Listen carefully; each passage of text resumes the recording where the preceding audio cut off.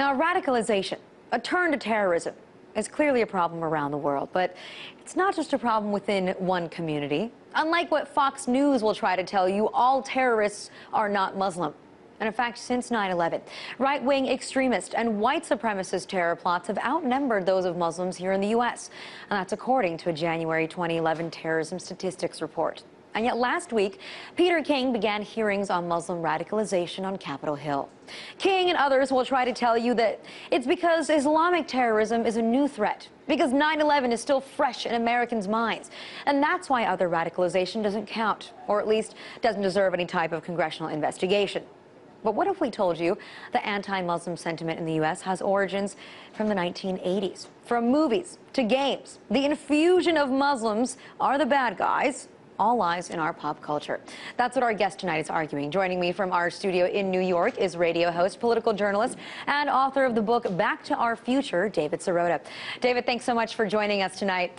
Now, okay, I didn't move to the U.S. until 1990, and even if I had been born here, I would be a little bit too young to remember. So tell me exactly what from the 80s specifically, started injecting this Islamophobia? Well, look, you had a lot of movies that used the Muslim fundamentalist terrorist as the go-to bad guy. An example is Back to the Future, the movie with Michael J. Fox, which you may not think about in terms of this issue, but remember, he is fleeing urbanity and really the suburbs and the modern times into the 1950s. And who is he fleeing from? He's fleeing from Libyan terrorists. There was a whole set of movies about hijackings. The Delta Force, Chuck Norris's Delta Force, as a good example. You also had toys like G.I. Joe, which was also a comic book, where their main enemy was a terrorist organization, and in the comic book it was an Islamic terrorist organization.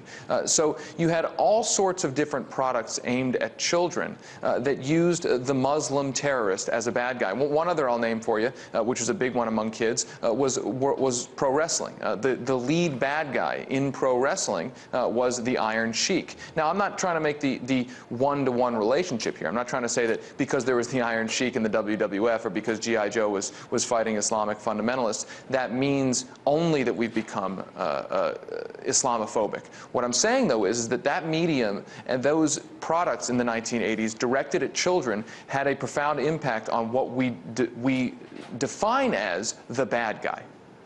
Now, being someone who was born in Russia, I feel like the Russians are always the bad guys in the movie. Like, yes, now we see, some Muslim terrorists or, the bad, evil Arab guys, but I feel like it's always been the Russians for a really, really, really long time.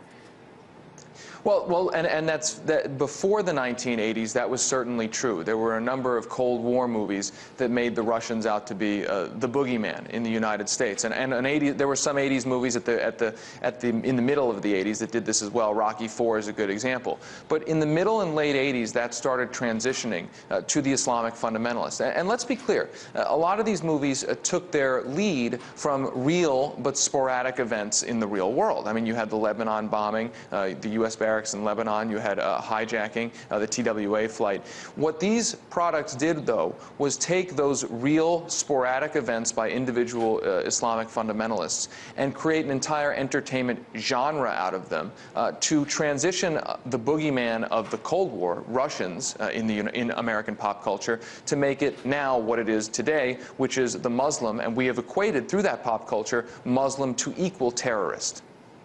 Yeah, I guess, if you really think about it, the fact that these games, these TV shows, these movies, the fact that pop culture really does influence our lives, what other dangers do that hold? I mean, does it make the world a little too simplistic, a little too black and white? Absolutely. I mean, that's the thing with pop culture. Almost by its very definition in the modern age, it's using stereotypes. It's using shorthand.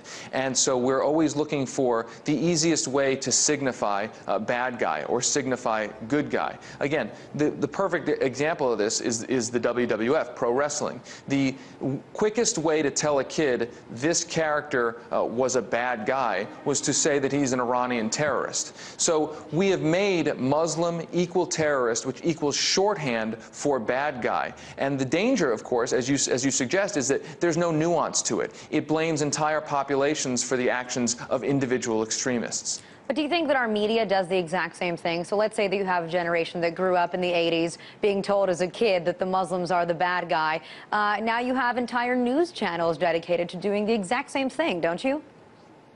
They're speaking the exact language. That's exactly right. In the 1980s, a lot of the popular culture, the entertainment culture, was, as one video game executive said at the time, ripped straight from the headlines. So that was the beginning, really, of the fusion of entertainment and news media. And today, we're still speaking that language, both in entertainment and in news media. This is why, when you have news channels or news reports that automatically equate Muslim with terrorists, 1.5 billion Muslims, most of whom are not terrorists, but equating that entire population with all of them being terrorists or making that implication, they're speaking that same language that we learned to speak when we were kids in the 1980s. Okay, David, very quickly, who's going to be the next big bad guy in American pop culture? Is it the Chinese? You know, I think it may be the Chinese because of the economic competition. I think it really might be the Chinese. I mean, the Chinese have been stereotyped before in American popular culture. The Japanese, of course, in the 1980s, in terms of economic competition, were stereotyped. But I think you may see that as the economic competition gets more intense. Yeah, and I think we already saw it even in this past election cycle. David, thanks so much for joining us tonight. Thank you.